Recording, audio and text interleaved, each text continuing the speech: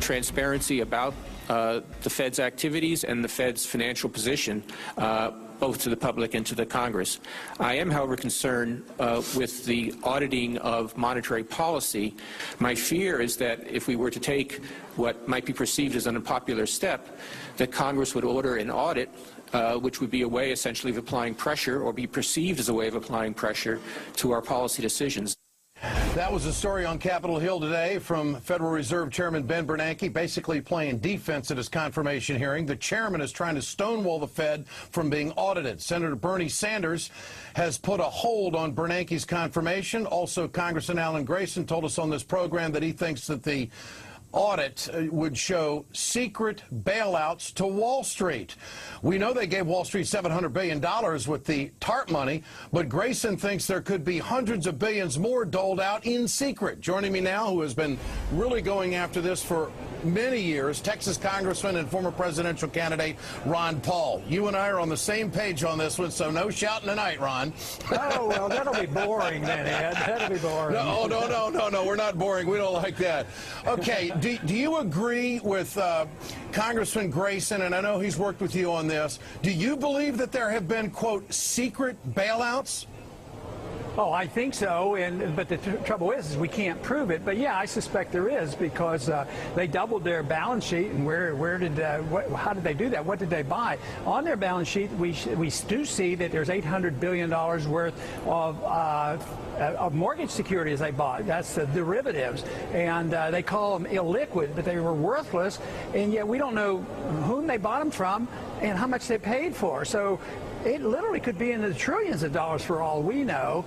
But Bernanke said it was unpopular. Well, I think transparency of the Fed right now is getting to be very popular. At least the congressmen now are getting the message, and we have 313 co-sponsors of that. So I think he's wrong in saying this is not a popular position. It's unpopular with him. That's for sure. Congressman Paul, when are you going to ask the White House for support on this? How about directly asking the President of the United States how you feel about auditing the Fed?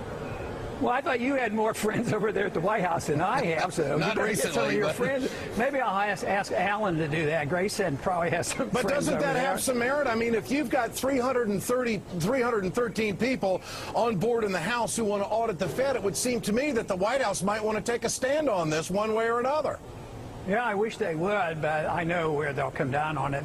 Where? I would think there's less than 1% chance that he would support this. Even if it overwhelmingly passes the Senate and the House, I believe there'd be a veto on this, because this is big stuff. I mean, and Bernanke, when you get him going, what he really, really doesn't want us to know is all the agreements he makes with other governments. He can literally go into, like, treaties with other governments. They promise them money. They get involved in business transactions with companies. They can get involved in other central banks. Well, you're not Congressman, you're not describing the president, or you're not describing the United States of America when you say that.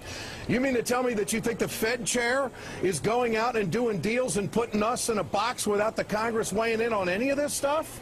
Yeah, I think we've been very derelict in our duty, but I would have argued with many who argued in 1913. You know, they agitated throughout our whole history. I mean, from the time of Jefferson and back in those, Jefferson and Hamilton argued this. But yes, I would have argued it was unconstitutional to create it. And then the Congress creates it, and then they neglect it. But finally, we're getting their attention because people are looking at the right place for the source of the problem. It's at the Fed. They create the bubbles. They create the bursting of the bubbles. They allow that to happen. They cause the unemployment. They're responsible for the unemployment. So anybody who cares about poor people in the middle class should be very much concerned about the monetary issue and the Federal Reserve. And I want to give you a chance at a different subject to go on the record tonight, Congressman. Afghanistan, the president's decision the other night. I know you're against international intervention. Where do you stand on this?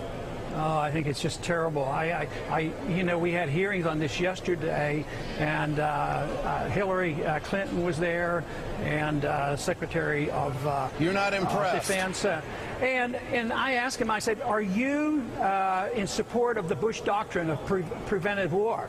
And they really didn't give me a straight answer. I think they do support Bush's doctrine on preventive war, which I consider one of the most egregious policy changes in our history. And I believe that principle is going to be used to expand the war into Pakistan. They talk about Pakistan a lot right now. Yeah. So I think it's very, very dangerous. I think the principle here is the idea that we have this moral right and constitutional right to just assume that someday somebody might be our enemies, that we have an obligation to invade them and occupy them. That spells nothing but trouble for us in the political, in the international political sense, but it contributes to this deficit. No doubt. That's where our money's going. So there's a lot to be said about the deficit, the Federal Reserve, and this unwise wars that we pursue. Got to run, Congressman. Appreciate your time tonight. Thanks so much. Thank you.